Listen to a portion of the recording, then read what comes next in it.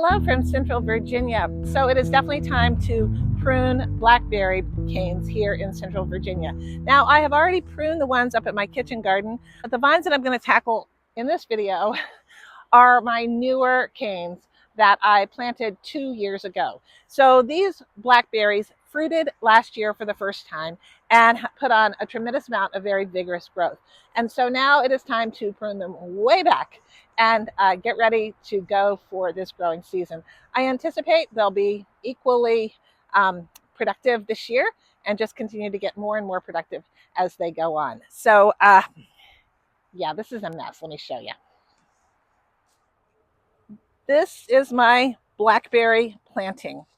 These were all planted from ones that I dug up that had rooted up in the house. And I was like, well, they have rooted. What do I mean by that? Well, you see how they grow into, they grow.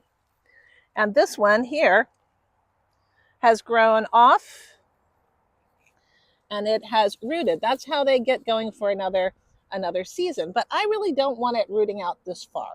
And this one has rooted all the way over here, put out a second runner, and it is actually rooted into my blueberries. Definitely not a thing that I want to do. So I'm going to have to dig those up.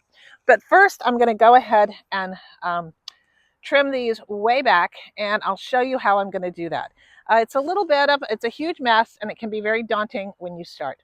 Now with blackberries fruit on their second year growth. So last year, this was the fruiting vine.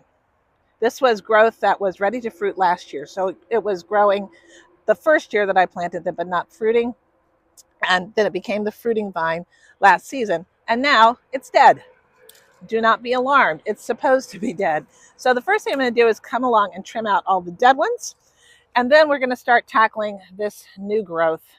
And some places where it has dug in, we're going to actually dig those areas up and replant the vines. All right, let's take this vine, for example. Here is the vine that was planted. And you can see that it has growth coming out of all here, and vines going this way, vines going out here. And then it's got a couple that have actually, well, that's a different vine. Has it got anything that's rooted into the ground? Yes, right behind. So let's go ahead and make some decisions about how to trim this particular plant. First of all, my trellis wires are here, about 1.5 feet, 2 feet off the ground, and about 4 feet off of the ground up here. So I really don't want anything that's going to put growth out too far into the center here. I want things to grow up and over this trellis vine.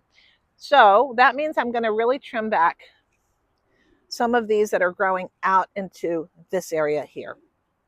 All right, so how do we make these decisions? Well, this one is growing in the right direction, and I'm going to actually leave about 7 buds on it to sprout.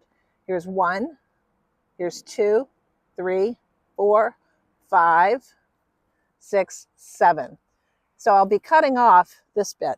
Now, each one of these will produce a branch, and it'll be a fruiting branch. This is one of the things where you just have to go in and do it. So let's see, 1, 2, 3, 4, 5, 6, 7, and I'm going to cut with the cutting edge towards my stem. And here's one that is a dead wood from the original growing. You're just going to cut that all the way down. Get that out of there. It doesn't hurt to have it on there. And actually, I came through in the summer and removed, after they had fruited, and removed a lot of the vine that would not be fruiting this year. Don't be scared to cut. Pruning is your friend. You can see a little bit better on this vine, which is actually growing in a lot of different directions.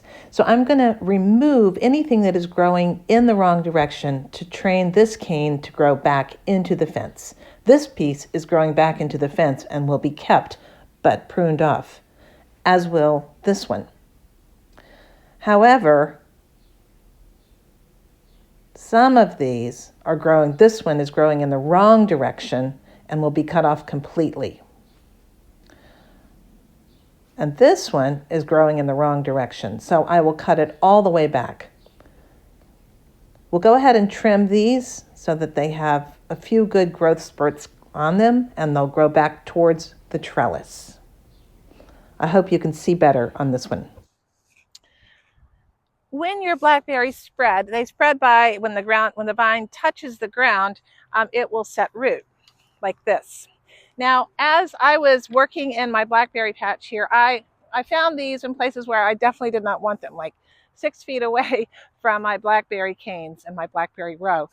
I don't want that much disorder. You can create a blackberry patch like that by just letting your blackberries plant themselves wherever, and they will, willingly. So what am I going to do with these?